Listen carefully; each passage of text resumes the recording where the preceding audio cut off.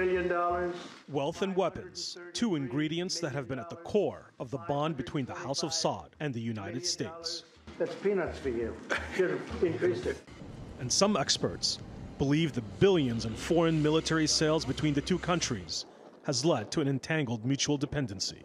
The only party here that has the power and the leverage to actually change Saudi Arabia's behavior for the better is the U.S. And if we look at how the leverage works, if there was a complete suspension of military support, even for a brief period of time, that would make it very difficult for the Saudis to even run their air force. Turkish authorities have revealed footage that appears to show the presence of a Khashoggi lookalike dispatched from the Saudi consulate as a decoy, the latest in a string of events that have angered many in Washington. The killing of Jamal Khashoggi has led to the biggest crisis in the 70-year history of U.S.-Saudi relations.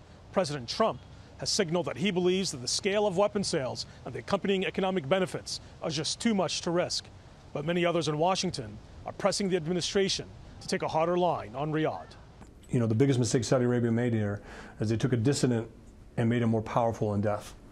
And this one man could actually derail this relationship because we were looking at emotional responses from the U.S. Congress. In the end, though, the future of the relationship may be decided by one man. I don't want to lose all of that investment that's being made in our country. I don't want to lose 1 million jobs.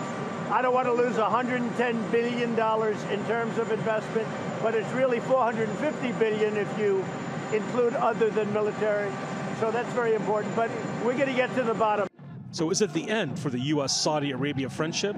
Dave DeRoche has spent considerable time on the ground advising Saudi military officers. How important are military sales for the U.S.-Saudi relationship in the long run? They're not as important as people think they are, and President Trump is a bit of an outlier in emphasizing their importance. What's really important to the United States is compatibility. The training component, Saudis learning English and working with us, is actually more important than with the weapons.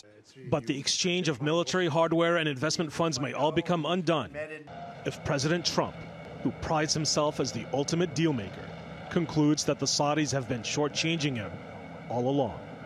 Oubai Shahbandar, TRT World, Washington.